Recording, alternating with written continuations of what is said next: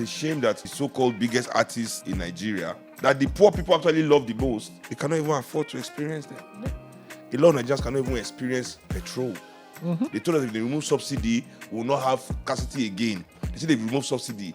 This scarcity is the worst one I've experienced in the last maybe 10 years. Yeah. Our internet is the most expensive per capita. Our cement, top expensive in the world. There's a spiritual attachment to people and that which is theirs. I wish a lot of people knew this.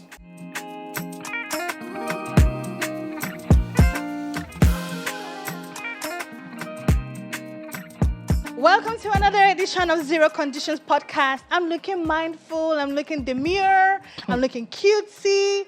I don't know why AOT2 did that, but I'm going to come back to you and your earring. But it's cool. We are back. Tolani is in the building. He finally came back. AOT2 came through with his, wherever you went to. AOT2 came with his earring. And we've got Seun Kuti! He's the more powerful. Biggest bird. Biggest bird. It's just big bird. Ooh!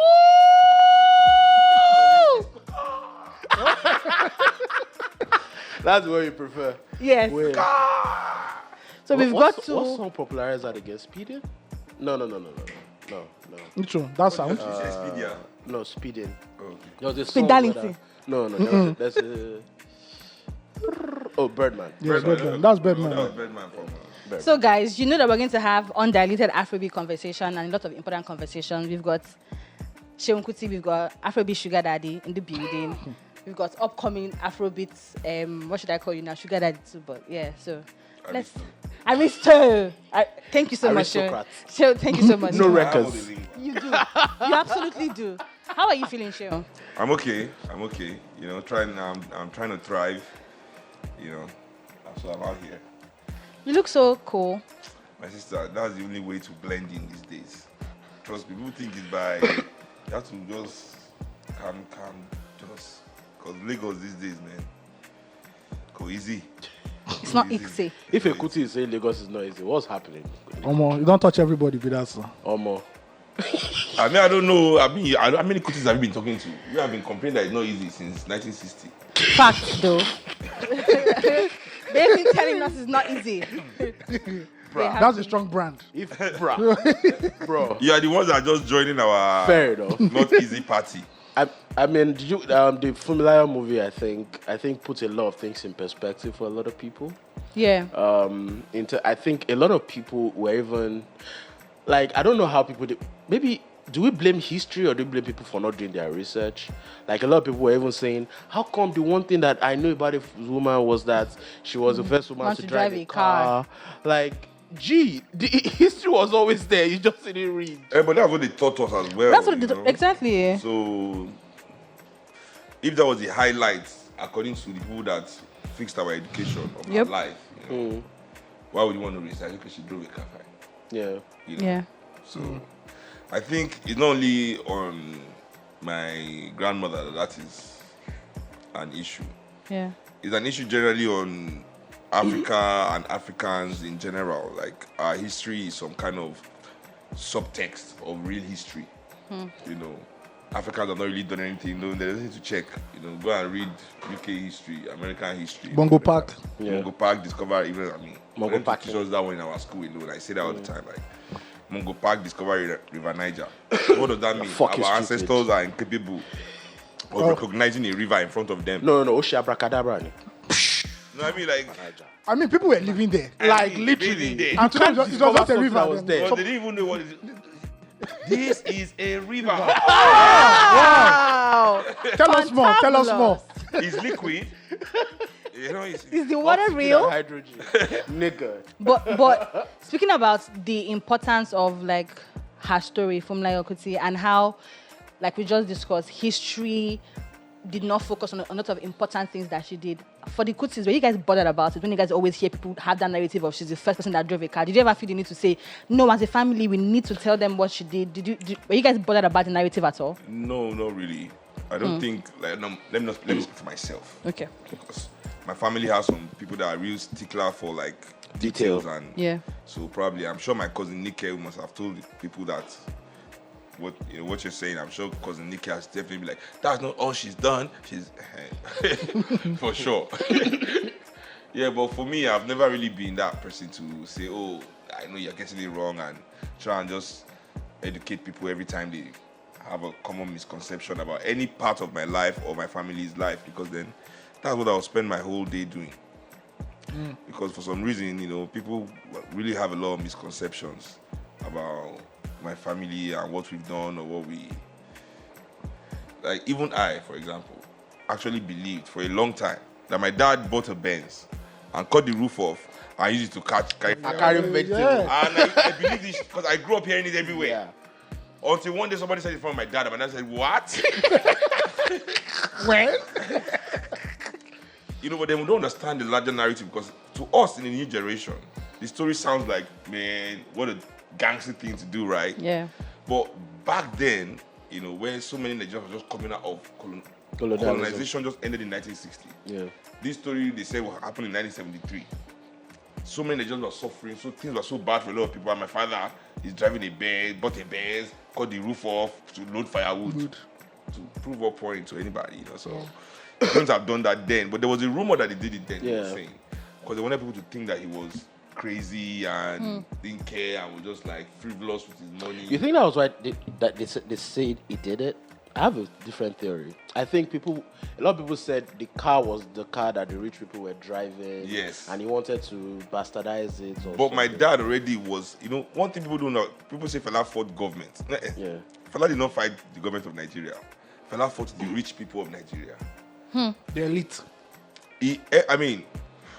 Listen to his songs. Go and listen to his back catalogue of songs. Lady, Shenshema, Swegbe Ankpaku, Ikoyi Blindness, Ikoyi versus Mushin. Plethora of songs just attacking, the rich people of Nigeria. That's why the rich people also gang with the government.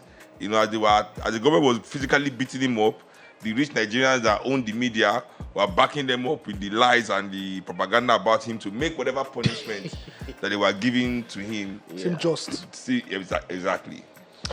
But can't I say that a lot of people might look at him and also say that he was privileged?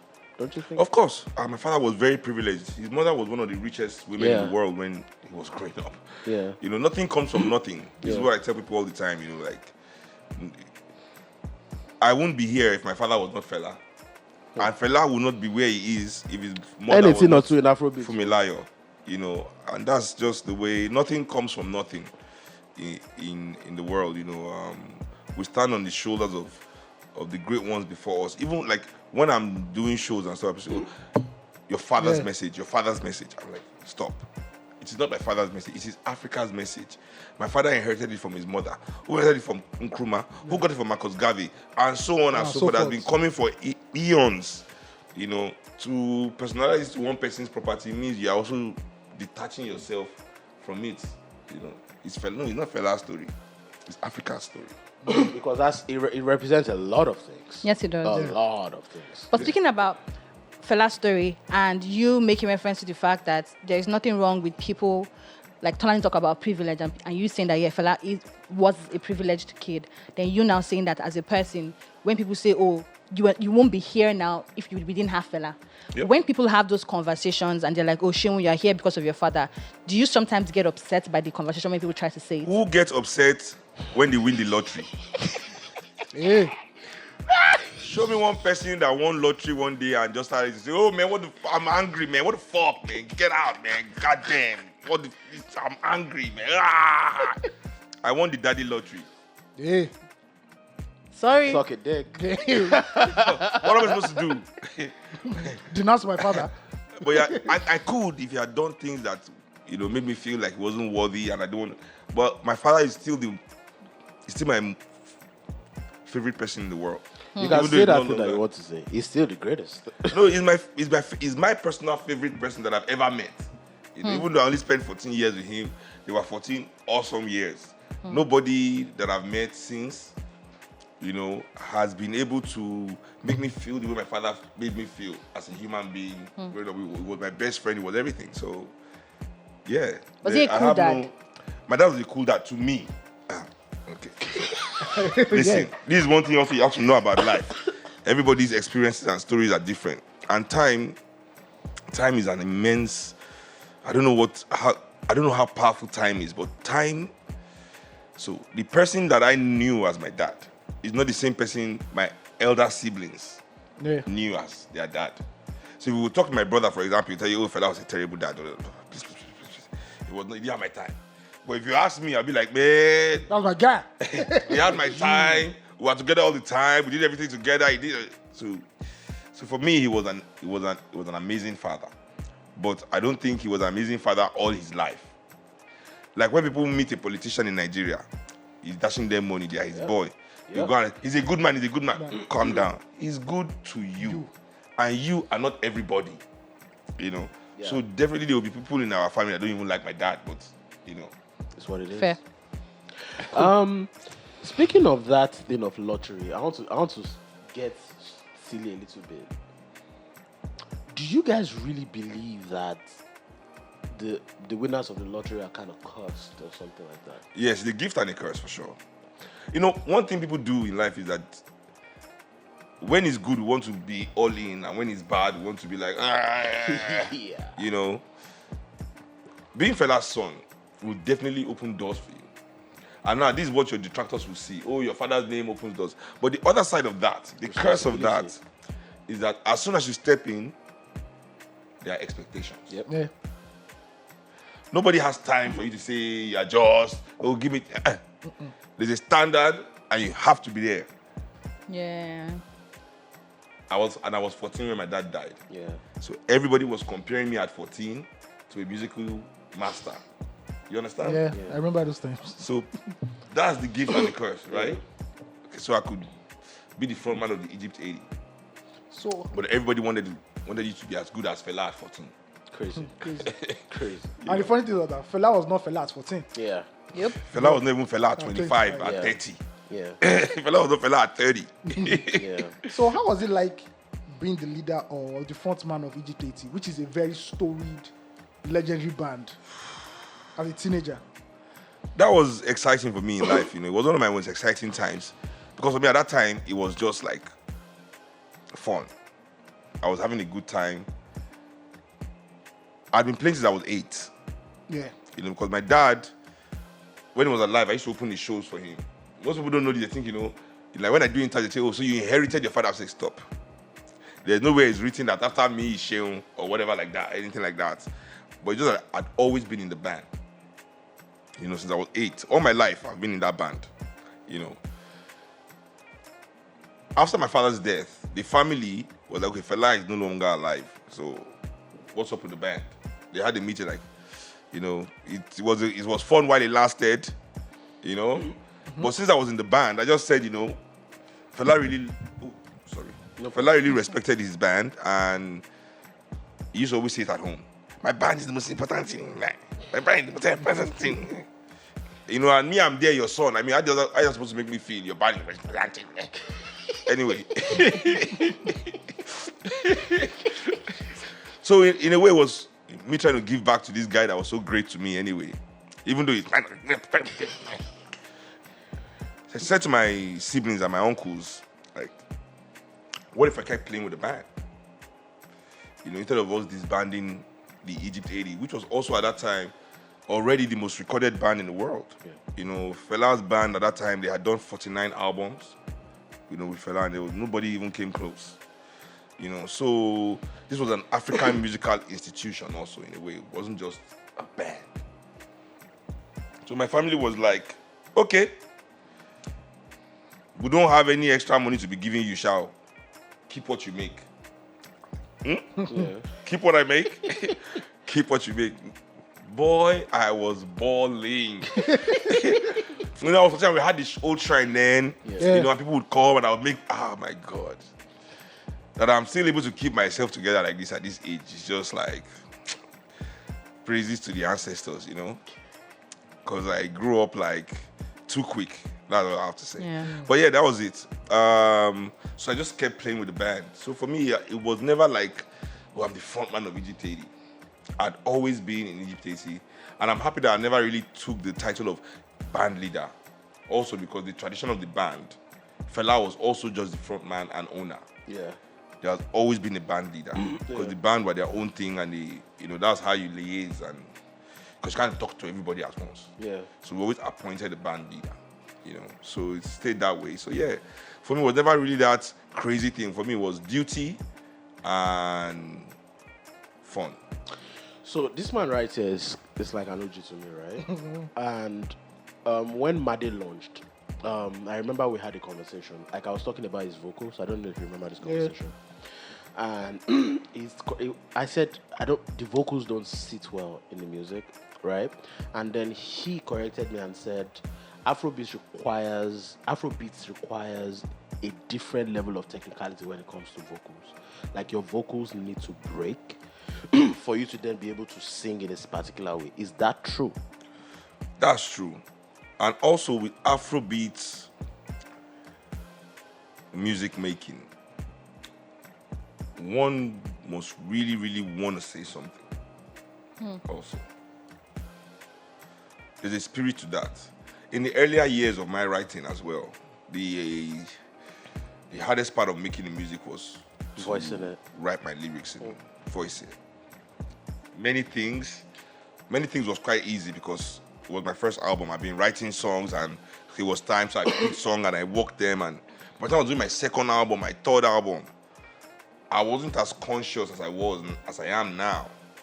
It was my early 20s. I knew what was going on, but I wasn't studying. But as I studied, the more I studied and I really had the message to pass across, the easier it became to do the vocals, to write the lyrics. That being said, if you go back to Fela's original sound with Kola Lobitos, if he wasn't really telling a story, Fela was not really big vocally as well. So with that, I think we must understand the evolution of the artist. Our expectations cannot be expected to dictate to artists, what they should make, So for me, I don't really think it's here or there, in his case. I think what he's doing is exactly what he wants to do because Made is the most talented out of everybody. I've heard that.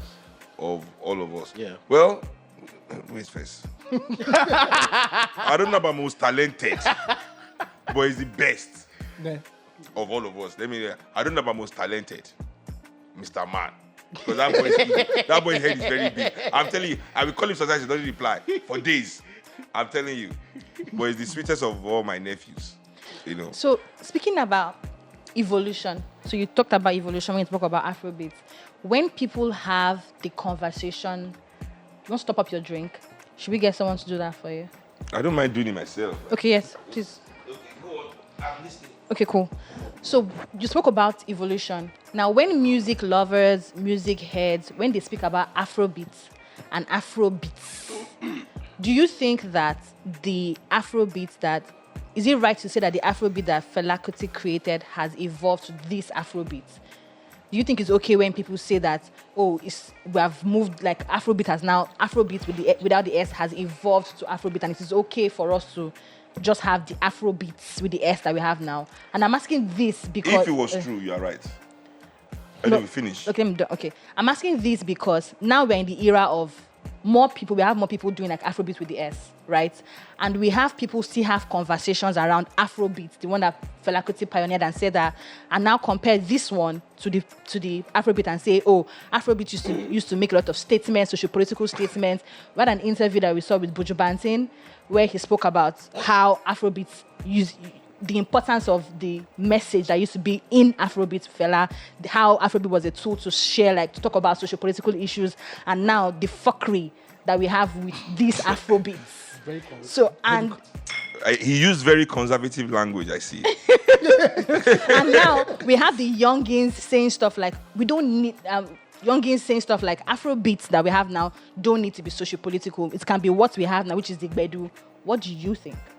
I make political music, socio-political commentary. So definitely, I think music must be, at least African music must have a message. I stand in the school of thought with my dad that yes, in England and America they can make music about anything they like, whatever. But in Africa, our music can be about whatever. Because we are not in the same situation as they are. And I truly believe that. And to even make that matter more, I also believe that our national development cannot be divorced from our national talents. Without the talents, and I'm not talking about artistic talents, mathematical talent, engineering talent, without these talents engaging in our national discourse towards development, Nigeria will never develop. Never. And our education, what the Europeans have made sure with the education that they've given to us through their subsidiaries, our elites, is that we believe that our talent is for personal use. Okay, so that being said, I agree with Buju because that's just facts. And it's crazy that there are more Jamaican songs, reggae songs talking about African issues and African songs. I mean, that's just sad, you know. But that being said, if Afrobeats was the evolution of Afrobeat, then for sure Afrobeat is no longer necessary. Just the way the Homo erectus, the Neanderthal, Homo sapien. we are Homo sapiens. No, Yeah, we're Homo sapien. Yes. Yeah, the Homo erectus and Homo Neanderthal are no longer necessary. Yeah, because we You are. understand? But Afrobeats is not an evolution of Afrobeat. No. Just because the name, they take the same name, doesn't mean. It's just like saying Nigeria is an evolution of the Yoruba or your kingdom. That the your kingdom that became Nigeria. No. Just because your kingdom is in Nigeria doesn't mean it's your kingdom that evolved into Nigeria. Right? Me, I personally feel musically that Afrobeats is more an evolution of Fuji and Juju music into the modern era. Yeah. You know, than it is of Afrobeat music. That's just what I think. You know. But are there not influences though? Yeah, of course. That there are Fela's sound influences people across the globe. Yep. Not only in Afrobeats music, hip hop music. I cannot tell you how many samples, direct quotes from Fela that are in hip hop. Yep. You know, funk musicians, jazz musicians. I mean, plethora of artists. You know, have sampled and have been influenced by Fela. They are even, I mean, globally speaking, the evolution of Afrobeat music is not really happening in Africa. I agree. Let's be honest. Yeah, it's happening in South America. Asia now. With Asia, a lot of bands now in Asia. In the US, Yeah. so a lot of Afrobeat bands trying to reshape All the white sound. people. Yeah, trying all to right. Antibalas. Antibalas, for example. Yeah, that's one of the biggest ones. Yeah. So there are a few bands out there that are really like in almost at par with me and my brother. You know, when I mean like Sound. what they are doing, sound wise, nah. They still have a long way to go. I mean, in terms of the exposure they have, what they are doing with Afrobeat music. Okay.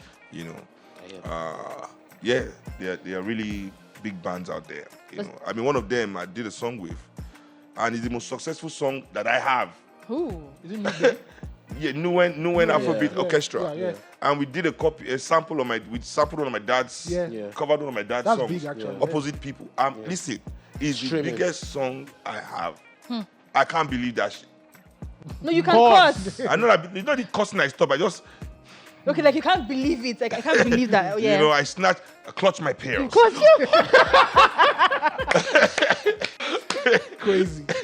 So that's the world of Afrobeat music. You know, there's not a lot of attention paid to that in Africa. You know, so people just make up the rhetoric that they want and they run with it. You know. But don't you think that we saying that African music needs to have a political angle is telling artists what to do? No, I said national talent National talent. cannot be divorced from national development. Yeah. So artists don't necessarily have to make political statements, but they can make national statements With their music. towards uplifting our people, towards where we need to go. You know, Where Africa needs to go. yeah. I hear that. But that's still like That is social. what I think we should be doing. Now, let's not mistake that for me thinking somebody doing something else is wrong. Okay. I don't play right and wrong, and I don't play win or lose. That's why I don't gamble. I'm doing life and death. That's what I base my decisions on. I don't want to be right. I don't want to be wrong. Anybody can be right, wrong, win, lose. All these things we do, I'm not half time. I know my situation is a life and death situation. And it's on that premise that I make decisions. For us to live, survive, I'm not tired of surviving. For us to thrive, Yeah. national talent cannot be divorced from national development. Now, do what you will with that. It doesn't make you right or wrong. Wrong. That's actually deep. Do what you will with that. Well, you know what he's trying to say. Because of that, what he's talking about essentially is awareness.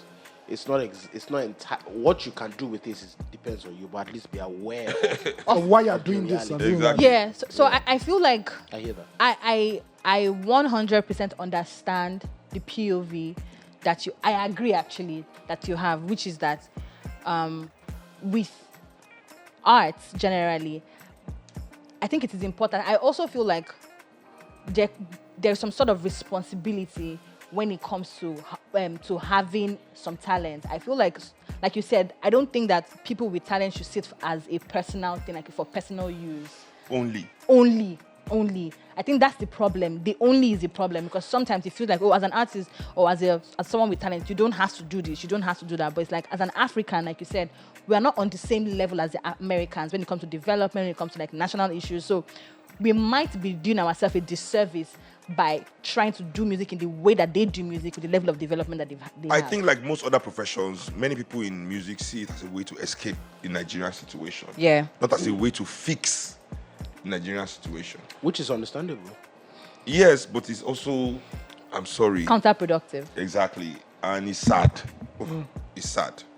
It's really sad that we are afraid to do what we have to do for ourselves. And it's not an artist thing. I say it all the time. When people say, artists are not doing what they need to do with their music, people are capping and they are looking for an easy way out. Yeah.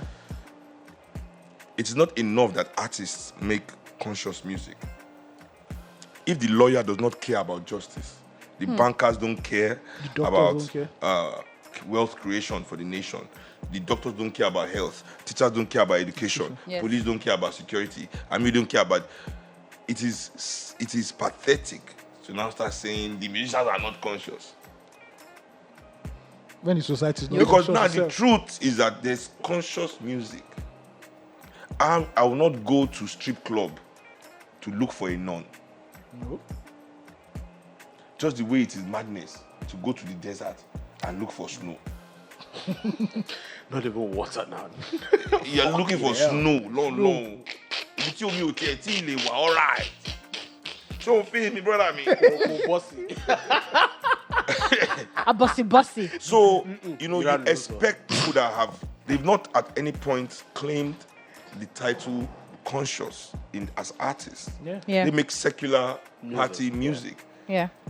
Now you're jumping on these people to change who they are because of what you need. But what you need is out there. Also, there are artists already making conscious music. Yeah. The truth is, people that don't want to engage consciously Won't engage. will now blame the people that they like already, what they like, for not making them change who they are. Come on. It doesn't make sense. You are the one that will change who you are. It's not the artist that will change who you are. The artist is there to validate and inspire your own already made decisions. So if you're already in the street life, you're outside, our mortar. That's it. We're outside, our mortar. That's We that's will what say it this is. That's thing. it, right? Yeah. We're what it is. outside. You're outside. Our mortar. Yeah, I want the year. I'm not saying that's a bad thing. I want the year. We're outside. Exactly. So if that's we outside, it'll be outside. When you're ready to go inside, you go inside. That's the thing. And I also think the media plays a role in the fact that probably where Nigerian people might maybe lack some blame in this issue, that our media do not curate complete artistic picture for Nigerians. The media itself plays a role in regurgitating the elitist narrative. So this is what the elitists like for their party and their weddings, so this is what people must listen to all the time. You know, this is what the elites want to say, so this is what we print in our paper all the time.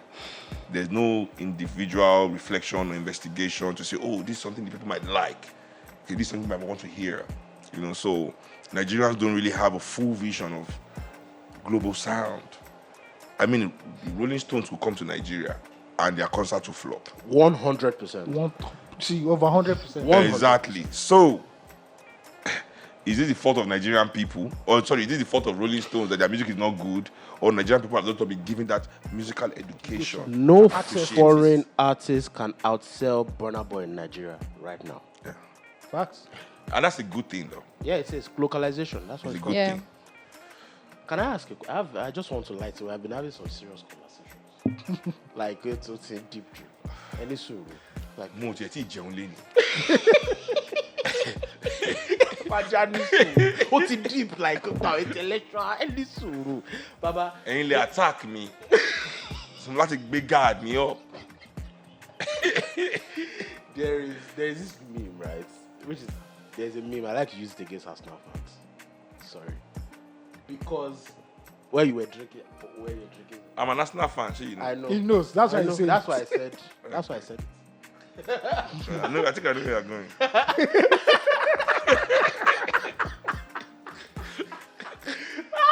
No. Wait. Okay. Before you land, be careful. I can leave. I'm just saying. So that meme. What were you drinking in that meme? Ah, okay. I can't tell everybody the name of that drink. All my friends love it. Everybody I've met that I've introduced to that drink, they love it. They want it. I tell them, ask me. I will buy it for you. To you in Nigeria, especially you Lagos boys. Shameful, okay? From woman to alcohol, you will bastardize it. True. If I tell you the name of that drink now, Zolova. before you know it, the fake will start coming out. So I don't tell people the name. Yeah. But the nickname is that inside that drink there's lemongrass. So the botanical name for lemongrass, that's how I found out. Because when I was reading the ingredients, I liked the drink so much to know what was inside. And I saw one. I said, Akilele, mo lọ Google it. Cymbopogon Citratus.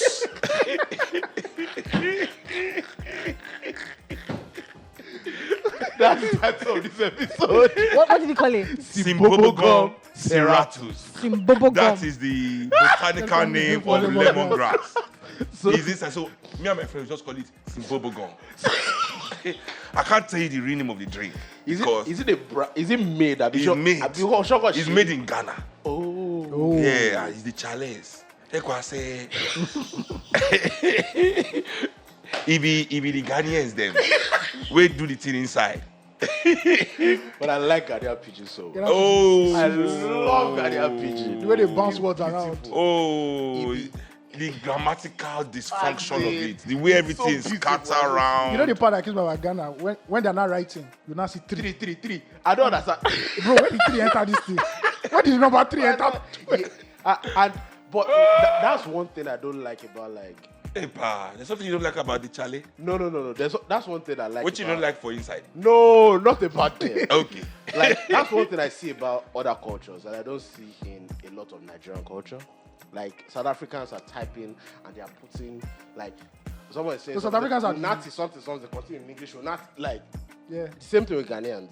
Nigerians is just if you're not writing a pure pidgin.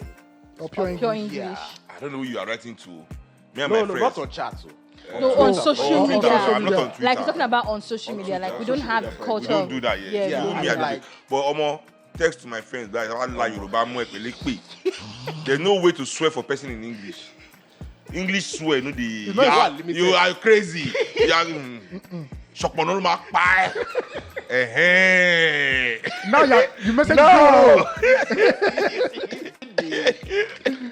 crazy, man. How do you feel about Stars prospects? Listen, How do you feel about what? Arsenal's prospects. Whatever it is, we are better than Man United. Better than Chelsea. Okay, I agree with Chelsea. Our worst enemy, Tottenham, far away from us. The only problem we have in Premier League is Man City. And everybody has the problem in Europe. What about Liverpool? That's also a dead club too. You know, I studied in Liverpool. I was not an Arsenal supporter. My second club in England is Liverpool, actually, because I went to school in Liverpool. Only classy people support Liverpool. Yeah. How was it like studying in Liverpool? When last in Liverpool? How was it like studying in Liverpool? Oh my God. Because that's a very... It's fucking amazing. Papa still get the accent. Chicken? Chicken and chips. What about tire? Fish and chips, mate. What about tire? Oi! Liverpool is like it's a Leko. I love it. Liverpool is You know, amazing. Liverpool, you know, use these houses, Yeah. and it's very African as well. Yeah. It's one of those few cities in the world that has a lot of African people with African names, African heritage, never been to Africa. Oh. It was a dock, Because of a port port city, city. the slavery, Yeah. everything. So many people also came. The first group of Africans that came to England in the 50s came in Liverpool. And many of them stayed there. And, you know, so, wow, Liverpool was exciting. But then it was like, now Liverpool is changed.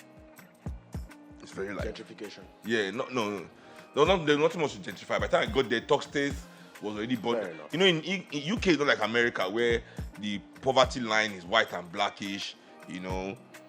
There, poverty mix. There are more of us poor, but there are more of them poorer because they didn't allow, not a lot of black people are there like America as well. Yeah. You know, when you move out of London, and London is kind of like cosmopolitan, Mix. cultural mix. But outside, you know, in all these, like St. Helens, you go to like Newcastle, all these places, you know, you find a lot of. So yeah, in that aspect, Liverpool was fun for me though. It was the first time I was out of home. You know, like coming to America for me. Man was coming to Liverpool. So this prince from his Afrobeats palace. I said when I was going to school, you don't know how spoiled I was growing up. And up to now, I'm glad to say I still haven't done laundry in my life. I don't know how to wash anything. Anyway, I'm not bragging, but let me continue. When I was going to school, you know, sleeping in British Airways now, sleeping in my business class seats, snoring. In my dream, right inside the dream, a thought crossed my mind. How will you wash your clothes? You don't understand? That thought woke me up like somebody slapped me. Like we are possessed. Washing machine. Sleep back. Oh my God. I wish. You know one thing I wish for? I wish all the privileged people that I know were like this. Like, admit their privilege. Yeah. Because it's like, I'm not so privileged if you ask me. Are you sure? Everybody's trying to get on this poverty porn and shit. Like, can you? No, but you know, me, I think I understand my privilege because we worked for it. I could see my father working to provide, so I appreciated. Yeah. You know, and I would meet to understand nothing is given. By the time my dad died at 14, I took care of myself from the age of 14. Yes. I got this inheritance money. I can't lie. It's nice. I didn't start from the bottom. Now I'm here. I can't lie. I can't lie. But I was working already. At 14, I had skill. I had something to do. You know. So the privilege of my life, and I grew up with my dad in Calcutta, you know, in the Republic. Yeah. You know, and I understood life in a socialist concept also. My father's wealth wasn't for me alone. Yes, I was privileged that he would make me happy before anybody else in the house, but I understood that it wasn't for us. My dad had over like 500 employees. Like, why are you really doing it? You're just staying in our house. Okay, we had carpenters among them that worked, the musicians, but then everybody else was just like surviving in the community under my dad. All the billions this man should have given me as inheritance was spent giving people weekly salaries, paying these people. Every day we had an allowance. Everybody in Calcutta, Shrine, the Republic, daily allowance and weekly salary. So, you know, that was how I grew up. You know, my privilege was that I got extra from that. You know, that was my privilege. You know, it wasn't as if, you know, I didn't know where it was coming from, and, you know, we were going around with siren and so I think that kind of privilege is different. You know, where the responsibility that comes with it is not schooled into the beneficiaries. You also see life from that. Yes. Yeah. I, the responsibility and duty, I was made to understand from a young age that my privilege wasn't given. It wasn't something that, I just got because I had to earn it also to a certain extent. And the more I grew up, the more I had to earn it until, the lines between privilege and duty were completely blurred, But how was it like? Because you just made mention of like you've spoken about your privilege, spoken about Fela passing on like the inheritance and all of that, and everybody in Kalakuta earning money, even those that are not even his children. How have you guys been able to maintain? Because you come from a large family. My family is also large. We're only 6 kids. Okay, well, one of my 6 kids, one of my sisters is late now, so. So when I say like large family, I mean like the entire Kalakuta, everybody, the community. Oh, the commune. Yes, like how have you guys been able to maintain that unity? Oh, the community. As soon as my father died, shut that shit down. Yeah. One time. Nobody will go to Fela for anybody else. Who is going to Fela for them? So go home. You guys got one Fela and that's it. It was good while it lasted, folks. Fela for you. Who is going to Fela for you, bro? I wanted to know if you guys are still giving them their allowance. Actually, right. Actually, but my brother, Okay. now that he's growing up, that he's stepping up. The shrine, this new shrine, he has like, maybe, I don't know, probably like 100 people that he takes care of that live in the organization. They don't even have to be there. So I think he's getting old. My elder brother was the one that rebelled against my dad the most. When we were young. Well, I'm still young. He's the only one that is old, I told him. But growing up now, he's the one that is becoming our father. Funny enough. He's the one that is most like Fela. In behavior, attitude, lifestyle, the things he does, how he does, so talk about time. Do you think it clashed with him a lot because they were similar? I don't know. I wasn't really, my dad died when I was 14. Yeah. My brother is 20 years my senior. People don't know that. So that's why they always say that Femi and I are not close. Yes, when my dad died, we had some family issues there, but for a long time that has been done. We are not really like rolling together because he's 20 years my senior. Yeah. He's old enough to be my father. Yep. He's not my senior brother in the way your 5-year brother is older than you with 3 years or 4 years. 20 years. He's That's 62 a and 41. We have nothing in common. Absolutely nothing except music, and the love we have for each other, So probably that's why people don't see us like, But how did you guys develop your personal relationship? Did you have to make an effort? Of course. I tell people that love is not a feeling, it's a decision. You choose what you love. Facts. And stick with it. Facts. Let's talk about Grammys. Do you care about the Grammys? I care about the Grammys as much as I care about the musicians that make up the academy, that make up the Grammys. Being the fact that I'm part of that global musician family. Yeah, the American Academy is the strongest in the world, so big ups to them. If they recognize us, we have to respect them. Not because it is the Grammys, because it is our colleagues as well. That it is their academy. Hopefully we build ours that has that same prestige and stuff. But other than that, the Grammys is just another award show. I mean, Fela never got one. Neither did Bob Marley. Yeah. Weird. Yeah. So make of that what you will. Yeah. Make of that what you will. Speaking about the shrine, I know that you're performing at the shrine when now? Tomorrow? Yeah, tomorrow. Tomorrow. Is this going to go out today? Yes. Yeah. Oh, wow. Yeah. Yeah, tomorrow, 31st. Yeah. Listen, Shrine, tomorrow, 31st of August 2024, 10 p.m. till 4 a.m. Don't miss that show. It's the best show happening in Lagos. It's the best kept secret in town. Those that know. What time are you going to come out? Midnight, I'm on stage. 12 on the dot. Yes. Okay. So now, you're performing tomorrow at the shrine, and I was at the shrine. You're saying like, What were you Oh my doing God. you're saying as if it was your first time. At the shrine to watch a performance. Where did you go? Ever. Wow. Ever. I have never. When did you go? Days 2 weeks ago. 2 weeks Two ago. days When ago. no. When Femi was performing On Sunday. On Sunday. Ah, okay. Yes, the Sunday before. So I've never Nice. watched anybody. That's perform. crazy. So you went to see the best show already? So the point. So Fela Kuti performed, and I know that Made also. The king, I hope you heard that. You heard where I threw that in there. And Made performed. So, as someone who experienced that for the first time, I know that the ticket was 2,000 naira to go in to watch. How do you guys maintain that? And I heard it was 500 naira before, and it was increased to 2,000 naira. Because of dollar. Because of dollar. And also, I heard that when it was increased, Femi had to explain to people why it had to be increased now. So I'm not asking, you have a show at the shrine and people are paying 2,000 naira. Are you guys intentionally doing that so that people can it be for it to be more affordable? And with that kind of money, how are you guys able to maintain the shrine? Well, that is a question for my sister. She's the genius here. Shout out to Auntie YK. Yeah, Yeni Anikola Bukusi. She's the glue that holds everything together. And also, I think my family, you have to understand, we're not trying to make the money back from Shrine right now. We're not the Dangotes and your $10 and all these your other billionaires that whatever services the Glow owner, all these Nigerians that own all these things, that want to make all the billions from you right now. Understand that life is long, so fucking long. If the shrine is there, it's our property.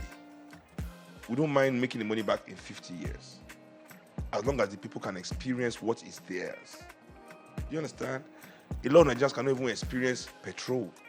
They told us if they remove subsidy, we will not have scarcity again. They said they've removed subsidy.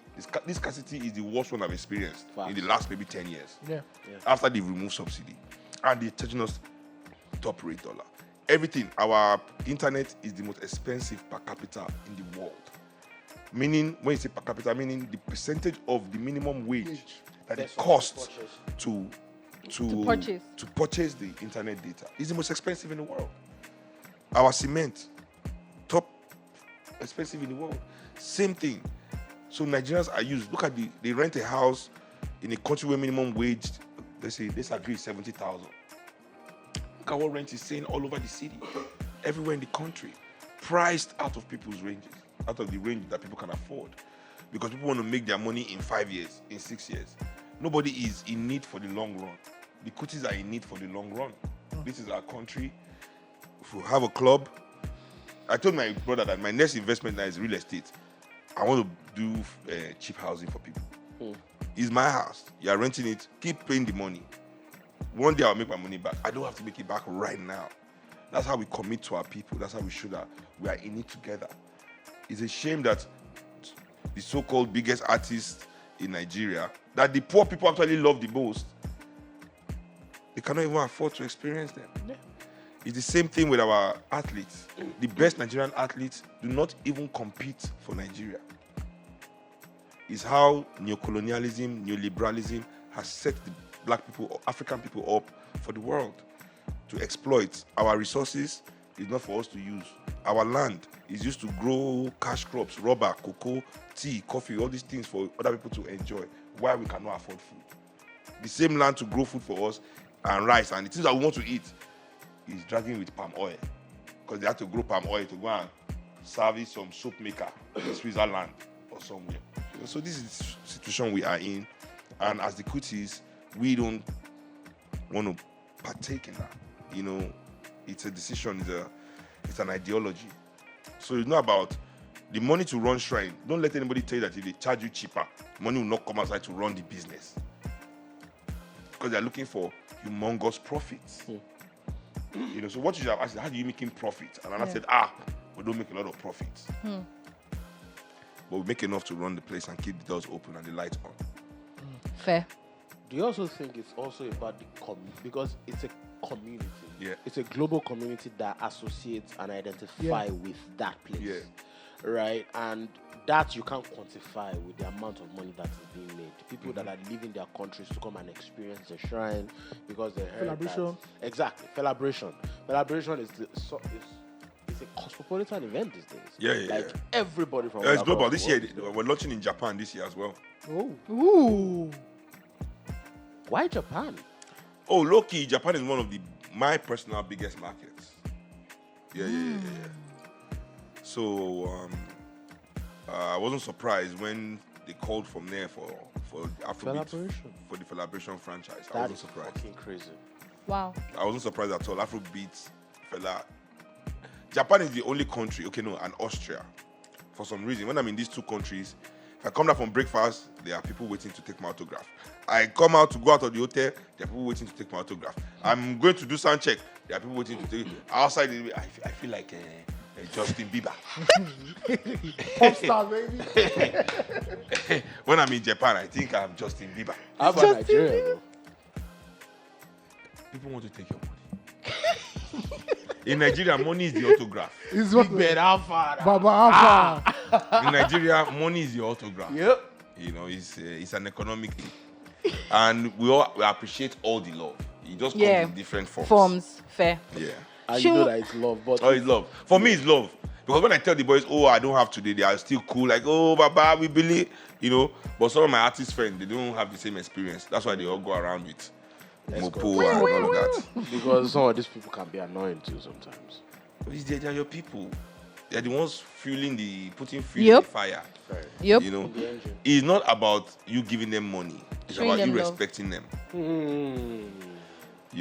Because I don't get. I don't even have a bodyguard when I'm going around. Do you know how many area boys around me? I'm a shake arawa. Your picture.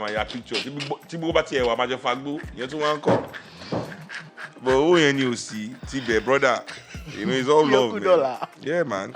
People that don't attack politicians that destroy their life. Okay, what do they really? Is if you are those not behavior. Well, That's why people, your song, you must talk about enemy. Your behavior is bad. You have enemy everywhere. It's your behavior. You not be blaming the enemy. Why would I be your enemy? You are toasting my girlfriend. Your Instagram live. Yeah.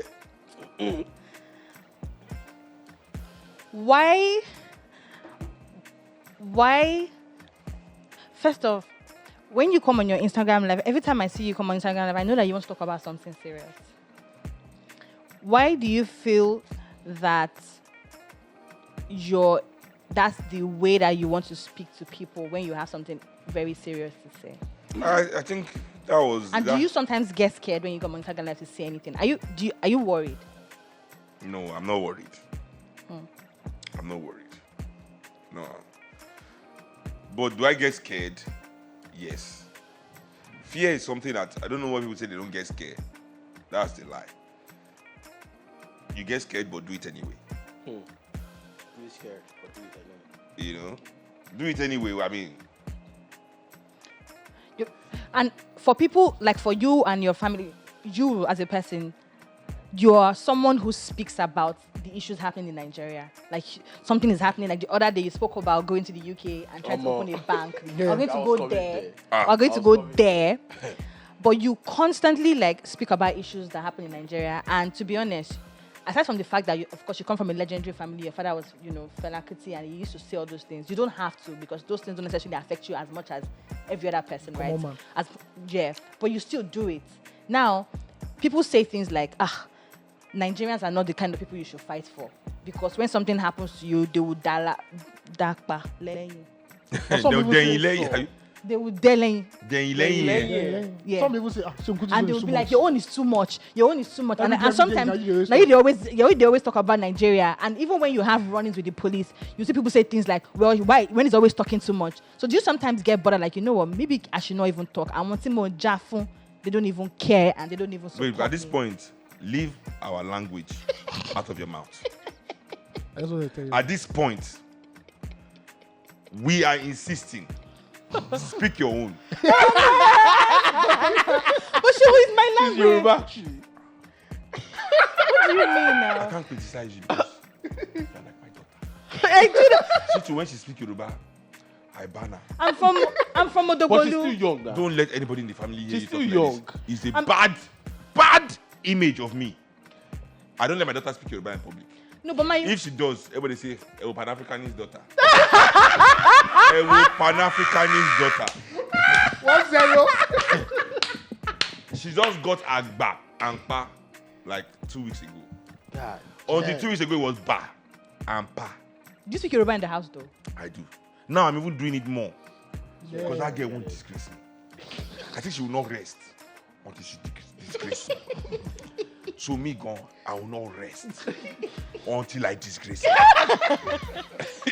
is it her or the white man? No, it's her. It's her personally. It's personally her. Getting stubborn. My friends are not speaking it. Shout out for Enunje. Do you have a job? How do you have opinions without a job? Oh my God.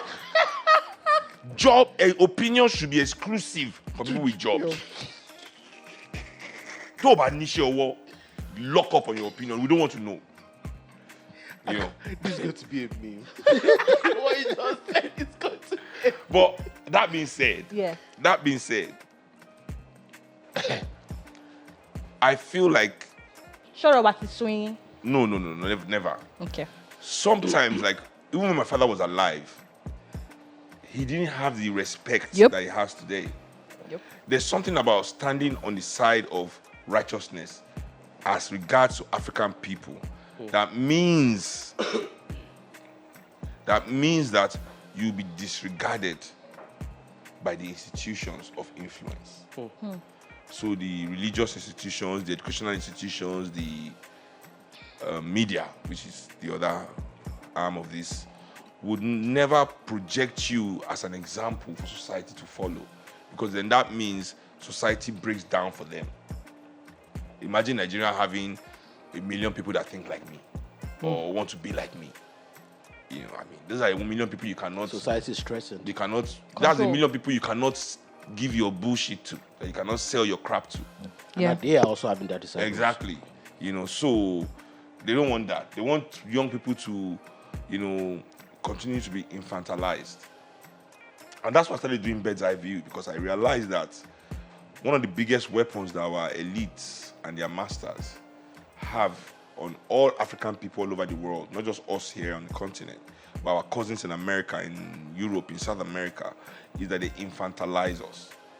They make sure that we continue to have the same ambitions when we are teenagers as we do as men.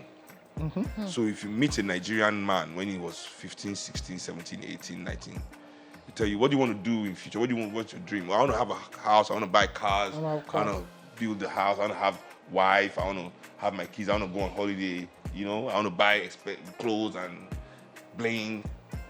If you meet the same guy when he's 40 and you ask him, oh, I want more cars. I want more bling. I want more of this. I want to open a company. Can I add that one now? But which is just him saying, I want a job. When he was young, he didn't have a job, but now he has a job, he's so successful, he can start his own business. So it's still in the same, we are not allowed to mentally develop as men that want to create a world. You understand? We have to be made to feel comfortable living in other people's world. This is a European world. We live in a Western existence, Western civilization, as they say. That's why you hear Nigerian people without thinking will say, oh, where they are civilized. I say, like, we're like America. If you go where they are, you mean people that go into schools and shoot kindergarten children. People that are about to vote a president and almost scatter their country. I don't even care about that one. I say you go into school, kindergarten children. Open gun. Okay, so if this had happened one time, that one Christmas did it one time, okay, I understand. No. This is a At least constant 100 cases in a year. This year alone, no, for children, yes. In this year alone, there's been over 250 mass shootings in America. That's insane. But yet people will tell you that Underreported. this is the civilized Civilized country. world. You understand? There's a reason they do that. So we as Africans must continue to feel infantilized so that it is easy for the best things about us to be lent to the West. Brain drain. And resource as well. That's why I never complain when they say jackpot. They don't jackpot to me. What we are saying is what we think we are doing that is jackpot. We don't understand that is a spiritual call of our resources. Our resources are going there. There's a spiritual attachment between the people and that which is theirs. That's why it's not good to steal. There's a spiritual attachment to people and that which is theirs. I wish a lot of people knew this. So when you take something that is for somebody, and then you're complaining that everybody from that place is coming to your country, you are joking. Nothing can stop them. Yeah, They'll come by sea, they'll come by air, because they'll come by road. The connection is deep. spiritually, yeah, That's you what must is go drawing back. them there, and you will not be able to stop it. Just the way when you take from the people, you can never be greater than them. That's why no matter what they take from us, they're still trying to be us. Fair. Jealous, envious, trying to. So that's the that's the spiritual side of this situation that we find ourselves in. So for me, it is imperative that we as a people, when we lack how do I put it? What we thought? No. The love of when we lack the love of our elders, which are the elites of society. You can be young, but when you're in the elite of society, you're an elder, you have that responsibility. Africans are the only ones that have an elite that are against them. Bars. You know, that's one thing we don't understand as African people, that Bill Gates can be corrupt all he wants. All these people, they're all corrupt, but they are corrupt for their country. They service their nation. They are corrupt for their country. Whatever corruption they're engaging, whatever mass murder, genocide, whatever evil atrocity, the bottom line is that thing is benefiting them. It must benefit their society. When people argue that, Carnegie, Rockefeller, Vanderbilt, all these people built America, we should allow our own rich people to build Nigeria. I tell them that why those people could build America is that all their money was in America. Yep. Your money is not here, nigga. You telling me you are Carnegie and your money is in Citibank? You see how that curse works right there. If I say, you are unfortunate. Yeah. It's not strong enough. The best you can say that is, that's unfair. It's not mindful. It's not the mirror. Olati mu West Africa ṣọ̀pọ̀nà ló máa. Ló máa mend. Olati gbé wá sílé. Ayélálá. Do you believe in Ayélálá? I believe in everything that is African. Do you? How do you identify? Religiously? As what? I mean, Say I it identify as the president of Nigeria. Do you identify spiritually? Spiritually, I'm an African completely. I have an African spiritual worldview. That's why all my enemies in Nigeria, just anybody that we've had public Problems. just look at their life. What's your religion? Africa, there's no religion. I'm an African spiritualist. My shogun for it. What's your, like, I don't know, what Ogun do you believe in? All that is necessary. As is necessary for that situation. But I'm an Ifa priest. Do you have by like practice. a shrine? I used to have growing up. Until I was about 27, I used to have one that I was, 27. My mother died when I was 24. So my mother was the one that was really making sure I was practicing. So till I was about 24, I had my shrine in my house. But since then, I'm not really. But again, I'm building a new house now with my family that we're going to move into. That was the house I was building for my mom that I had it in. But in this my new house again now, I'm thinking of rebuilding my shrine into it again, so I can divinate and be babalawo again and practice. I miss those days also, you know. But that being said, even though I'm not practicing daily, I'm doing my rituals constantly. You do anyhow you say. I'm doing the things that are necessary for me to do. You know. You dey fear? You dey fear? Sorrow now. Sorry, can I ask you? You can ask anything. So it's okay. Can I ask you anything? Anything. What do you mean by ritual? Ritual, like when all these Catholics go to church and they take wine and eat. Communion. That's the body of Christ. And it's a ritual. Something you do the It same is. way constantly at Essentially, certain times. Okay, so eating the body of Christ is ritual for Christianity. What's your ritual? Different ones. Sometimes the ancestors need blood of chicken mixed with some red oil, some kola nuts. You know, these different rituals. They are sometimes you need to you need to worship your Ogun. Sometimes you need to worship your Ishu. Things necessary. Sometimes you need to give to your ancestors, those that have come before you that are calling that, oh, there's a blessing that they've given you. And you will know that they'll say yes, it's us. Spiritual DHL. Submit some of it. This is after the fact, not before the fact. That if you know you are looking for 10 million, come and give.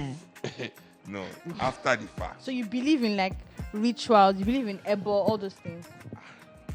Oh, the amount of Ebo I've carried in my hand. Listen, There's nothing about African religion that should push African people away. It is the demonization of it, Media has power. And when you watch 100 movies a day, and that's why we don't trust ourselves in Nigeria also, that we cannot build. There's no solidarity. It's also due to this propaganda because to attack African spirituality, you must attack African people. Nobody can push African spirituality with African people. So to destroy and demonize African As religion, inferior. Yeah. not only as inferior but as demonic. Demonic. That is what is wrong with it. I don't mind you. They say we are inferior to, are we not thriving? Fair enough. Not as we should, but look at us, man. What is wrong here is in this demonization, you have to tell stories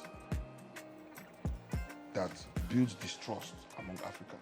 So in most of these movies, that's why you find that in every movie, it's not the government that is spoiling your life. It's not the government that is making things hard and rich politicians. It's your uncle in the It's not village. these big corporations that are exploiting us in all these movies that are making your life hard. No. It's your father that wants to kill you. Your mother wants to kill Your you. uncle. Your sister wants to kill you. Your uncle wants to kill you. Your brother wants to kill you. Your cousin wants to kill you. Your best friend wants to kill you. Your driver wants to kill you. Everybody around you wants to Just kill kill you. you. Just moving through like But paranoia. apart from the government, Except people that want to kill you. Bro. Everybody wants to kill you except Everybody's people your actually enemy. killing you. Yeah. You understand? I don't think I've watched a Nigerian film, but I saw a police kill somebody in the film. Me, really? Me, really? But just go to the village one time in that film. Bro. Somebody will never chop belly. For you to tell But it's not like those So things are not Nigerians real. we don't trust ourselves. because It's not of like this those thing. things are not real though. Yes, but it's real everywhere in the world. I hear that. Not that true. It's not, and it's not through African spirituality. I hear that. That That you anybody can can make harm a anybody. Anybody. I hear Yes. True. Let me tell you, the gods are not anybody's bodyguard or assassin. They are not your messenger. You can't send Shango message. Say this girl diverts me, go and kill her. Are you mad? Is Shango your mate? If you're not careful, why delivering that message? Oh my God. In every field, just the way in Christianity and Islam. I'm not Yeah. saying all their priests are fake, but you see a lot of fallacy. yeah. Yeah. So a lot of people run into these fake priests that say, oh, you hate your best friend, go put this one for a drink. Yeah. If they give you poison, it's normal poison that anybody can get anywhere. It has nothing to do with spirituality. You put poison, so you just poison the person and you kill the person or you make the person sick.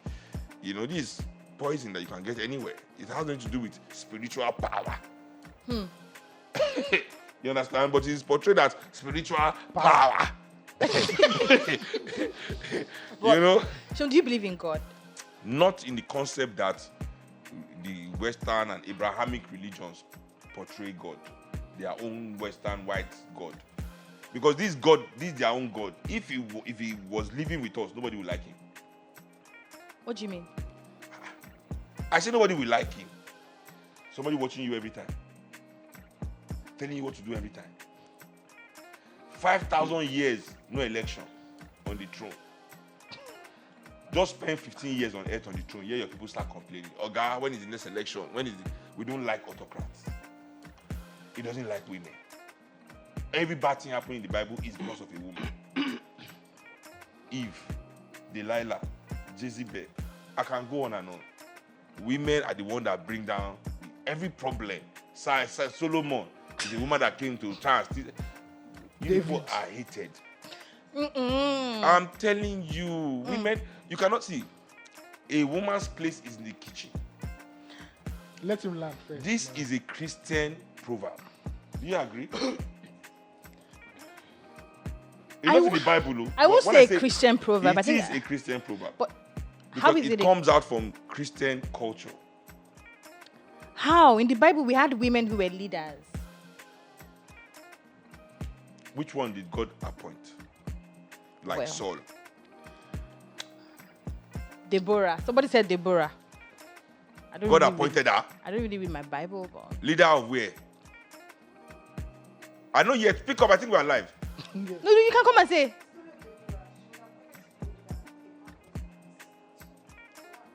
Well, there's always an exception that makes the rule. We also had Queen Esther. No, this is wait. Christian was not appointed. Wait. She was not appointed by God, but No, let me wait. This story is also Jewish history. yes. So don't conflate the history for the spiritual. I'm saying Yeah. the spiritual aspect. Okay. The kings that had contact with God. God even came down to wrestle with Saul. I mean, with David all night. Jacob. Jacob. Is it Jacob? Yeah, Yeah. Jacob. Well, I've not And read it my wasn't Bible. God, it was an angel. Somebody from heaven. Angel, it was an Angel. angel. Which angel? He's not an angel. I say he's not Was it an an angel? angel. It was an He angel. wrestled It with God. wasn't an Yeah, angel. it was an angel. David said he had not seen Baba Kino Shele Gongo. I've been serving you since I've not seen you. He said, okay, I'll come and Let's check. one wrestle all night. Jacob. Jacob, whatever, but one shot in wrestling bout. It was an angel, it wasn't God. So God came to Moses. Okay, so the Bible says Jacob wrestled with God. Genesis 32. Oh, Yes, this your Verse- Deborah story too is a lie. And now I'm doubting your Deborah story. Now I'm doubting the Deborah story. Please, let's check that Deborah story. Did God appoint Deborah? Let's check. Did God anoint her? Let's check. I don't believe this. Obviously. So Jacob, this is Genesis 32, verse 20. So it says, so Jacob called the place Peniel, saying, Don't worry, it's my sister, because know I this saw story. God See, my face to grandfather face. was a reverend. And yet my life was spared. See, my grandfather was a reverend. Sorry, I'm just. How trying many to people fact here? check. Is your grandfather a reverend? No. Is your grandfather a reverend? Nope. Is your grandfather a reverend? No. Okay, now let me reverse. Is your great grandfather a canon? No. Is your great grandfather a canon? Ifa priest. Why are you people arguing with a grandson of a So reverend? it says your name will no longer be Jacob or Israel because you have struggled with God and with humans and have overcome. Oh, so you mean Islam God said for grandfather? No, that's not what they said. They say you overcome. That's not what he said. He overcome. Overcome is The victory. fact that he was able to, and see, the interpretation of this is also not that You he people are fought still physically. afraid of this book. No. God. It's a holy book. Oh God. The interpretation of it is also not. It's that not. Yes, it's like it's being physical fight. paraphrased, right? Yeah. It's allegory. The one you people like is allegory. People don't like is allegory. The one you like is literal. Anyways, Continue. Seun, what was it like? I'm trying to take us away from it, though. No. I just wanted to paraphrase this. Okay. I personally, as a person, I don't feel like God is in one form. Is it what? Is in one form. Like I feel like there's a reason why everybody has Bro. a representation of God or a Godhead. If your God doesn't look like you, it's not your God. I mean, if you are closing your eyes and you're imagining your God is some white man with white hair, white beard, with white robe, you are lost. Genesis 7, chapter 7 to 14, has already made it clear that African people will never enter heaven. Why? Only 12,000 people from the 12 tribes of Judea will enter heaven, meaning 144,000. Finish that will enter the real heaven. The rest of you will go there to serve in the temple. So slavery has already been secured for you again. But that was the Old Testament. It's the New Well, Testament. Genesis is New Testament. Old Testament. Genesis is New Testament. It's Old Testament. Testament. Genesis. It's I'm Old sorry. Testament. Revelation 7 verse. Oh, sorry. He's Genesis. mentioning My grandfather Israel. I'm sorry, Israel. My grandfather's name too is like Jacob. His name is Israel. Seun, please. Israel Oludotun Ransom Kuti. You don't have the clout that I have in the Christian world. In Christendom. Seun, In Christendom, my brother. Seun, tell us how. Seun, My Oh. grandfather is one of the first Do you know his grandfather? Reverend Israel Oludotun Ransom Kuti. Go to all the Anglican churches. Many of the songs they sing there, we composed it too. Just the way we influence them in the outside world music. Inside the church is our music too. They are singing. Best of both worlds. I'm telling you, Ishe Oluwa. Yeah, actually, that's Kò lè bàjẹ́ o. That's my great grandfather. yeah. My grandfather too, numerous. So my great grandfather was the first artist to be recorded in West Africa. Yeah. So when you say Fela is a musician, I'm telling people that nothing comes from nothing. from nothing. exactly. But speaking about best of both worlds, I think you did really good on Fireboy's album. Thank you. Soft work. How did You you are the link? first girl giving me compliments on this song. Really? I've been playing the song. Okay, no, it's my friends. No girl has said it with me. Okay. So it's good. Did you play for your wife though? Yeah, my wife was there when we made it. Not there when I made it. When I got home the next day, I played it for her. She had edited. Didn't she applaud you? So I'm not the first we girl. have been together. Me and my wife, we've been together for like 20 years. So it doesn't count. So, she has to say everything I do is okay. I'm the one paying her bills, basically. I also heard that, during your interview, you spoke about the large monthly Very salary. large. Very large. Yet he complains it's not enough. Fair woman. I know they feel I'm saying Fair it's woman. enough. She complains. But how do you feel about that? It's too much. But you they feel am. But the household has to be taken care of. And look at this cane, a lot of nutritional food of nutritional value, high nutritional value. Goes into it. Goes into it. This is not be cream, only rub cream. It's just the nutrients on the inside, making the outside glow. How did you Very link up? demure. Very mindful, Cutesy. very cutesy. I beg. How did you link up with Fireboy? He called me up and told me he wanted to come and see me. I told him he wanted to come and give me money. So I quickly sent my address. But when he came, he had work, not money. But for me that was nice. Like, he didn't want to say it over the phone. And one thing about Damola is that he's really, really respectful and truly. That's one thing about true talent, right? Every artist that I've met that are snobs is because they're not talented. So they are hiding their deficiencies and insecurities behind arrogance. So when you meet any artist that is arrogant, and it's because there's really no, he knows that could say anything. If you near and where we're gonna say Baba empty. Don't share the gongo. So he doesn't want that. Yeah, it's true. So one of the traits of really talented artists, famous or not really famous, is that they are open. People can always be around them, and they are lively, and they're welcoming to people. They are respectful, joyful around them. There's no this thing you see of everybody and it's their ego. Artists buying down to other artists. Say you sign an artist. Okay, it's fine, you've signed the artist. So that means you have agreed that he's your colleague, that he's worthy of being an artist, but still he's your boy. Having to say, yes, sir. You sit down there, they have to sit down there, all these things that they do. But he wasn't like that. His crew was with him, was the same guy. And so in that way, man's really talented. So yeah, I did my thing, and I've been doing for as long as I've been doing it. I actually took it because he said there was going to be a video with plenty fine girls. Immediately I heard that. Fireboy, please keep to your promise, please. I picked my sacks up immediately. And quick. Immediately, I was blowing. Speaking of another link up, how did you link up with Junior Gong himself, Damian? I've met Damian since 2009 after my first record. We played a show together in Eurocans in Caen in France. That's when we met. Long time. But the relationship has always been there, and we're kind of cool peoples. Damian is really cool, but he's a very spiritual guy as well, in terms of his relationship with the world. He really, really takes his relationship with the world very serious, So when I was thinking, who do we feature on the album, and I remember it was like Damian, and something that is serendipitous. That's the word. Is that his manager is so good friends with my manager. Oh. So it was kind of easy to make it happen. We didn't even really have to do a lot, So for something that is so historical and monumental, you think a lot of work went in the background.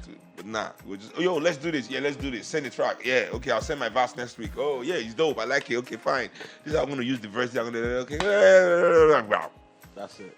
Yeah, but that's what happens also when talent meets talent. There's no ego there.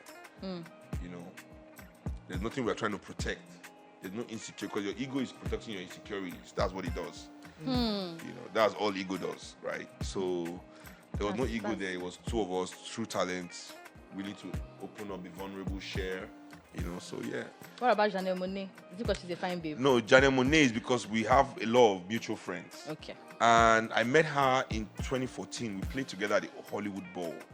It was the same day I met one of my favorite artists, Stevie Wonder, and I had a conversation with him. You're not going to ask what we talked about. No, Yeah. obviously. Oh, okay. I was hoping one of them would. Yeah. I don't want to So I was just standing and he was walking. And this is why I also think he's not really blind. People have been saying that. A lot of people have been saying that. Not that he saw me. He was walking and he said, "Yo, what's up, Stevie?" I said, "I'm doing good, brother." How did you know I was a brother? Voice? The bass of the The voice. bass? Yeah. You mean just before you just know this guy is black? Yes, no. No, he's saying before Brother. he spoke. He No, called I you. spoke. No, I spoke No, first. yeah. Of course. So you mean with my voice, you just know. And I used Cornell. I used my best British accent that time. I just 2014. I was still like fresh from like I was still doing. RJGB. You know, like what's, RJGB. you know, what are you talking about? You have a Anyway, Scouse accent. he knew I was black. That's what I'm saying. Yeah. But anyway, that's my conversation. You know. Polish. I said, "What's up?" and he answered. Full blown conversation. That's the full blown. What's the Stevie Wonder. conversation? I talk, you answer. Is that not the That's conversation? Stevie O. Stevie Wonder. Yeah, he said that. So I thought they talked about so many other things. That's your assumption. Well, actually, it is. All I But said he was that we had a full-blown. conversation. Yeah, a full blown. I spoke and he answered. Simple. I'll take it. Uh-uh. I'll take it. Have you spoken to Stevie Wonder before? I don't. Have you said anything to him? I've never even met him. Exactly. He hasn't seen me. Exactly. But yeah, Hater. I'm Try actually- to I'm a hater. diminish my achievement. You've actually did a lot of things. But Shewa, I want to ask you. I opened for others anyway, and I also met Yeah. Annie Tristax then. So we had that relationship since Shout out then. to Tris Then- Stacks. Yeah. Jidena, Yeah. Kwabena, I know all the crew. So when she was making this album, she had some. Kwabena called me actually and said, Yeah. Janelle wanted me to do something on the record, and that girl dropped she dropped bands on me. Oh, Janelle, Dropped what? if I wasn't married, I'll come and be one of those guys you're using, like, you know. She has this whole like, Yeah. I would be listen, the bands she dropped on me. What's Bands. bands? You are Yeah. two millionaire. Bands. This is Money now. Yes. Okay. Oh, okay. That girl dropped. Ooh. So you do it again. I almost fell in love. If not, I don't know why women fall in love with men that give them money. One time. I take it. Any endorse the man that agenda. blames any woman again I take for it. that behavior. How did it make you feel inside to I be said getting I money? was almost in love. If she had discussed anything other than the music, I'll have spoken to my wife. Like, Wow. dear, Babe, how far? please sit Wow. We've been together for a while. down. How about we reshuffle? I need a break. But Janelle did not take it there. oh my god. Oh. But all I'm saying is that I was prepared. I was You were ready. ready. As soon as she paid me that money, I was like, what? To blow sass? To blow sax. Owó ló pọ̀ tó yìí. You dusted your saxophone. I said I reevaluated my intimate relationship with my wife. You are talking about saxophone. I was saying, this is not. I said this is not for the sax alone. She must want something. I understand that conversation. Could it just be for the work? There must be more. When you talk There to must myself, be I was more. talking to myself. This cannot be me. It reminds me of a tweet that a girl made about 12 years ago. She said, "There's a way a guy will take you out on a date and spend all the money. And at the end of the night, you'll be like, oh boy, Alpha, next deal." My guy. I don't blame any woman again. Totally, I know, okay. I don't But she blame. said that to Texas. There's a level that you will receive. You have to give.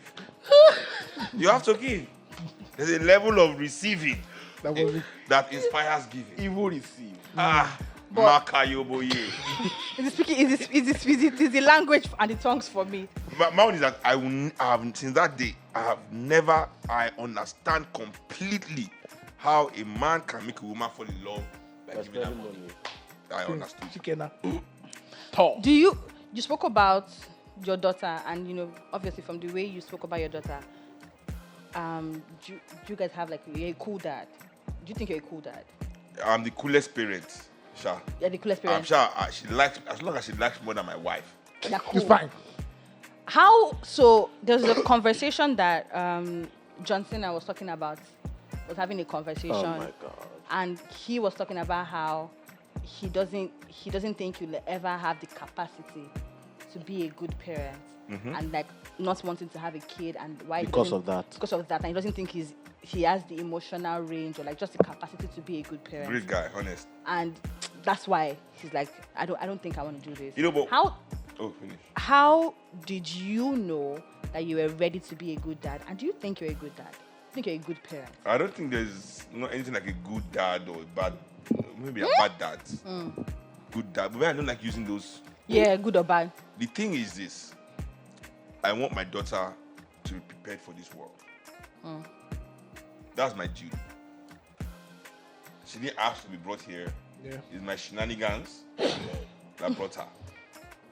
So it's your duty to make sure she understands how the world works and is prepared for it to the best of your ability. So people that fail in that responsibility, I guess maybe those that fall in the category of bad. But also, it's a caveat. As long as she likes me more than my wife, I'm doing a good job. So when people say that you shouldn't have a kid if you don't have the money to raise a kid, do you support that? No, not at all. I don't believe in that. And also, this is what I'm saying. So John Cena, what is his qualifications to discuss and advise on? He's giving his opinion, what he feels. What he wants to do. What we have in the world is a world where the media has told a lot of young people that the words of celebrity or the words of the rich, like once somebody has money, that they know what they're talking about. But trust me, I'm a musician, I'm in the entertainment industry, I'm in the talent business, and I meet loads of talented people every day. Talent and intelligence are far from each other. Like VI and Moe. Go far gone. Go far. I repeat, talent and intelligence are so far from each other. But because talented people are mostly successful people, everybody thinks anytime they talk, especially Kanye West, that they know what they're talking about. I'll take that. Shout out Samson. I'll take that. I'm Samson. just, Shout out my fave. Samson. I'll take just that. saying. I'll take that one. That the person is talented doesn't mean the person is intelligent. As long as you know that, You'll be fine. you'll be I fine. hear that. Yeah. So musicians are humans too, actors, They're not athletes, infallible. they're all humans too. So their personal experiences in life have shaped who they have become. But we live in a world where a lot of artists and entertainers also, because of the clout and the prestige it gives them, want to come out and claim to know about human relationships.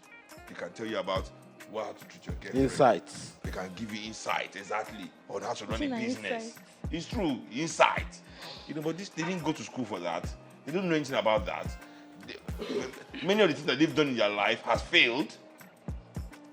Many of the things that they are doing that have succeeded is because other people that know about it are the ones doing it. So it is very harmful when African people are made to only listen to celebrities as a way of gaining knowledge. It's wrong. And it's only done to us. Right? We're the only people that we have political issue, musician. We have social issue, Musician. athletes. Yeah. Economic issue, musician. Social issue, political issue, actor. An actor will come out. Yeah. Where are And our then you shame them for not Where talking. are our professors? The Because they are thinkers. professors in this field. But they're not rich enough to be listened to. One, and also they're not giving the platform and visibility. They're not giving the validation by the media, the institutions of influence. The pastors, the imams are not espousing these people for their intellectual capacity, so that young people will know that, when I want to think about this is where we should go and think. The only examples they give of society are these people. That all they have is opinions, because they never really studied these fields they want to start advising people about. And then they goof. And then you blame them. for it. Exactly. Yeah. And even when they goof, we goof by listening to them in the first place. Yeah. Fair enough. And also, we must detach ourselves from that thinking completely. If you want to know something, go to somebody that knows what he's talking about. That somebody is successful, is rich, or is famous doesn't mean he knows what he's talking about. Even me, even anybody. It's important that we know that. it's done to us black people all over the world for a reason, you know. But we must also now begin to see that game and move away from it, you know. So, aside from your dad and your mom, who's the greatest influence? This is a two-headed question. Okay. On your life as an artist or as a musician, and then on your life as a human being. Both sides, my dad. I was in aside from music. Okay, aside from my dad and my mom. Oh wow. Okay, Diallo Kenyatta is my political mentor. Kunle Adedeji, who is my life mentor. But I think I'm the one mentoring him in life now. Because he's an Agbaya, he's refusing to grow up. I'm yabbing him all the time. But he mentored me growing up throughout my teenage years. My brother, Femi, Marimba Ani, Chiwenzu. A few people in the world that really inspire me and I look up to be. You know, Dr. Amos Wilson, he's late now, so I don't know if you're talking about people that are alive or dead, but Dr. Amos Wilson, you know, his books on the black male, on African spirituality, on African psychology, for me has been a great influence in how I've been able to develop and grow up as a human being. Frantz Fanon as well, in terms of psychology, you know. So yeah. What was the first person to put money in your pocket? My dad. No, aside from your dad. Oh, aside from my dad, it was my dad used to have a lady. So a lot of people used to dash me money, being Fela. So, but the first time I remember, because he gave me 100 naira, you know, and I thought I was the richest man in the world. I never had 100 naira, and I was thinking, you know, this was 1980 something. Yeah. And when I have 100 naira, I'm going to buy a house, buy a car. Listen, in 1986, 87, 100 naira. It was a lot of fucking money. It's like $10,000 today. Yeah. Ooh. Yeah. No, maybe like $1,000. No, it's definitely like $1,000. In terms of value, yeah. the 100 naira was like $1,000 when I was growing up. Facts all day. So the man's name was Kensington, and he was dating my dad's medium. So my dad had a medium. There was a lady that lived with us. So when my dad wanted to contact the spirit world, she was the one that he used, and then she was possessed and passed him the message. It's true. So her name was Sewa. So she had a girlfriend called, she had a boyfriend called Kensington. And when he came, I don't know, and dashed me 100 naira.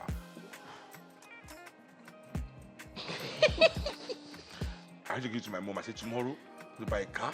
I want to buy you a car. You get one, you get one. You get a car. You get a car. Everybody gets a car. So that's the first person I remember, like, give me money. Yeah. So, I just want to take a bit. People have been talking about this for a while. This show is still brought to you by Chivas Regal. We're about to give away 2 bottles of Chivas XV. You're giving me free alcohol. We're giving to the listeners. This is the best podcast in Nigeria. Slice that out. Don't slice it out. Put it in. Which is on social media. Exactly. Actually, let me say it again. Give you a bottle. Only one. You said 2. No. That's for. Tolani, tell him you're giving him 2 so he can say it. Oh, jeez. This is the best podcast. Yes, like Tolani. Don't you We're just first one. like. Sorry, now we have the first one. Juwon, slam it across board. I got more channels. So wait, Melody, please. Let me just say. Yeah, okay, yes, please. So, the listeners of this pod, shout out to you guys. We're about to do like a giveaway of like 2 bottles to you guys. Mm-hmm. What was the first song that Seun Kuti ever recorded? Don't say the answer. I have a wild guess. Don't Might say not the be, but answer. it's very close. I know the answer, you know. It's somewhere online, I'm sure. Where do you get this? The first 2 people that get it right, you get 2 bottles of Chivas X. You get 1 bottle of Chivas XV each. After this, I'll give you the answer. You call with a different name. No, you're saying that anyway. Can I mention? No. So Tolani, I think how we should do this is the first. Is there a way? So send it to the email at 0 conditions and the first comment on our YouTube page. Because people With are the response. with the response, of course. The first comment with the actual correct answer. And this is just to say shout out to our YouTube listeners. We Big up, we listeners. recently crossed 10K subscribers. We're so grateful. Just give me my money. Just give me my. You know, we are actually so grateful for all the love that you guys have shown us since we started this podcast as a joke, just as friends. You guys have stayed true to us, and we really appreciate it. And I read every comment on every of the videos. Every week. I don't know. Every day, I do it. I count everything. I respond to what I can respond to. We really appreciate it because we're just regular people that you guys really love and listen to. And No. we don't. Oh, a long time. We don't take it for granted. I don't know what people are talking about, but thank you guys. Thank you guys for all the love. You are gossiping. You know you women that should gossip. Thank you guys for all the love. We really appreciate it. So the first comment on the YouTube page with the correct answer gets a free bottle A brand new of brand? Chivas Okay. and the XV. But yes. You get a that's it. Shivas. You get a Chivas. You get a Everybody Chivas. Everybody get a Chivas. And that's on period. Go and collect from Seun Kuti. Yeah. Shrine boys will beat you. The other question that I had, since we are talking about like Nigerian footballers and everything, Yeah. I'm sure you've seen the news about Osimhen. What's up with Osimhen? He hasn't seen it. You've not seen it? No. Today has been long. It's been on for a while though. Oh, his transfer saga, Yeah, Chelsea. Yeah. But Saga they change every day, so They Yeah, change but everything. football is football. It happened. Now, the conversation online right now is that people are saying, some people are Nigerians say secure the bag and go to Saudi Arabia. Some people are saying stay in Europe and all of that shit. Nobody's saying come to Yimba. Nah, fuck that. They can't pay that nigga. That's what I don't really. I watch English football because it's the most. Okay, my dad too. Like, growing Oh, up. he was in a fan Atlanta. of the club. My dad grew up in North London. Yeah, So no. He was an Arsenal fan. don't let me break your heart. My uncle was Manchester. Uncle Becco, he went to school there. My dad, Trinity College, North Boy. There's only one club. Fucking hell, man. That being said, I don't like this. Don't like it, no. I I believe that we as Nigerians, especially our ex-footballers that made it in this sport, these billionaires in this country, with all this money they say they have, we need to work on our own national league. Yeah. And our best. Look at Brazil. The best players cannot leave Brazil before they're 22. Or Egypt. So their people get a chance to experience them, experience their talent, experience how they play. They get a feel of their best players. So that's why the best Brazilian players play for Brazil. The investment is there, the stadiums, in the cameras to show the games, to bring the money, to pay the players well. I'm not saying other footballers will do it, but even I'm a Nigerian footballer, and there's an American club that wants to pay me 10 million for when I'm 22. But they're like to me, I should come now, leave my country. But my country is paying me maybe 1 million a year. I'll stay till I'm 22 and then go and make that money. So the issue that we have here is that our own league cannot compete for our own best players. Many of our best players didn't even play in our leagues at all. Yeah. Before they left the country. Yeah. They didn't even have They didn't excel. pass one ball in some of them Nigeria. never spent 2 years in this country. Yeah, as children. so it's for me, Osimhen saga, whether it goes to whether we're fighting that our best footballer is going to this country or that, either the Europeans or the Arabs, that no African, with all these billions they say they have, can engage young African people in sport development. Imagine if we were doing that. Look at this last Olympic Games. Yeah. Look at all this plethora of sporting events Nigerians do not even compete in. Because why? Nobody will invest in a good volleyball team, in good volleyball leagues here, swimming leagues. They have volleyball leagues. And we have these people. Not well funded. What about running leagues? The running league, for running the 100 meters. People in Ekiti, Ondo, that live up in the mountains. These are High naturally altitude born athletes. long distance runners. If there was a Shots league, fired. Yeah. cross country league, all these things, that is invest. No BBL, color rap, apartment for money, Miami. That's how to be big man. Not to develop your country. So I don't care where Osimhen plays for, whether he plays for a white man or he plays for an Arab. How does that help my country? He didn't even score in the last Nations He scored one goal. No. They just got one. Seun, what do He scored one. you think about? I'm more worried about that than where he's playing, which Oyibo or Arab is playing for next. Is all I'm saying. Everybody get what they worry them. But how many of them have made the money? They are investing in gambling company. Now gambling company, all of them invest Vices. to make our young African people turn to gambling addicts. Is that what we want? Before you go, why that title for your forthcoming album? Heavier yet, lazy, because because as I said, the narrative of this world is too elitist. So there's this saying, heavier lays the head that wears the crown. Even though that head is sleeping on silk pillows. Feathered pillow, sleeping on silk pillow, a pillow with feathers inside and silk cover. Softest bed, eating the best food, but heavier yet lays the crownless head. Because regardless of whatever you say you are going through, when we are going through our shit, it is harder. You understand? And also as a musician, when you make a good album, they say it's heavy. And many of my friends, I've won the bet, by the way. 3 of my friends had a bet with me that I could not top Black Times. That there was nothing I could do. That's a dope album. Listen. From the artwork. That would top Black Times. And when they listened to this album, I won. So okay, I also called it Heavier Yet. I want to play that. And this is volume 1. Volume 2 is dropping next year or the year after because I have a project in between.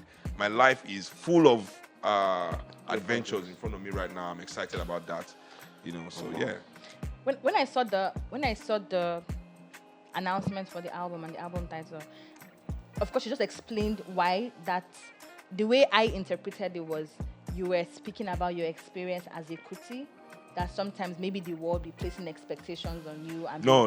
It wasn't personal. For me, it was a projection, like saying heavier yet lays the crownless head. The only part of me that is personal to me, that I saw myself as part of the people that were experiencing this heavier existence, while these rich people want you to feel sorry for them because heavy lays the hand the crown. If it's crying too heavy, put it down. Go to sleep, nigga. Go to sleep, nigga. I want to ask you something. Why? What made you become someone that likes VDM? What is it about him that you like that makes you speak for him? Because nobody else is doing what he does. As a musician, I can't do what he does because then people will say I'm a hater. Many people in our industry take advantage of people. And I, for one, don't want to pick personal. I don't like personal squabbles, especially in my industry. I want to pick on national issues that will move us as a nation forward.